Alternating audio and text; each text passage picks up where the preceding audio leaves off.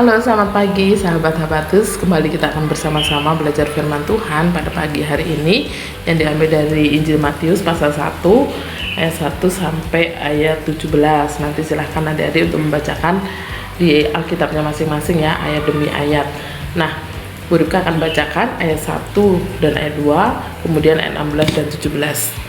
Inilah daftar nenek moyang Yesus Kristus, anak Daud, anak Abraham. Abraham mempunyai anak Ishak, Ishak mempunyai anak Yakub, Yakub mempunyai anak Yehuda dan saudara-saudaranya. Ayat 17, 16 dan 17. Yakub mempunyai anak Yusuf suami Maria, dari Maria lahir Yesus yang disebut Kristus. Jadi seluruhnya ada 14 keturunan dari Abraham sampai Daud, 14 keturunan dari Daud sampai pembuangan ke Babel, dan 14 keturunan dari pembuangan Babel sampai Kristus. Hari ini kita akan bersama-sama belajar tentang silsilah Yesus. Nah, silsilah itu adalah asal-usul suatu keluarga ya, dari mana keluarga itu berasal. Kemudian kita melihat ya, Abraham, Ishak, dan Yakub. Mereka dikenal sebagai bapak orang percaya. Kemudian Isai dan Daud ya, dan selanjutnya. Nah, mereka itu adalah orang-orang yang penting dalam sejarah Israel. Sadok, Elihud, Eliezer. Nah, mereka itu adalah kakek Yusuf suami Maria, dan dia adalah ayah Yesus. Mereka adalah keturunan Imam Lewi ya.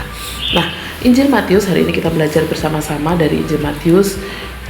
Jadi mulai ya belajar tentang kitab Perjanjian Baru dan Injil Matius ya hari ini. Nah, ini adalah dimulai silsilah Yesus. Siapakah Yesus itu? Apa perannya dalam rencana Allah dan juga dalam kehidupan kita?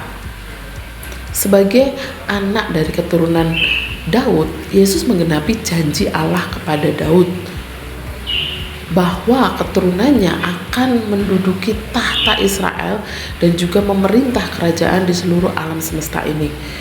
Dan juga sebagai keturunan dari Abraham, Yesus juga menggenapi janji yang diberikan kepada nenek moyang bangsa Israel. Karena dia, seluruh umat diberkati. Berkat kepada semua bangsa di dalam Yesus menjadi fokus utama dalam kitab Injil ini ya. Jadi sebagai keturunan Daud dan keturunan Abraham, Yesus benar-benar telah lahir dan ada dalam sejarah manusia.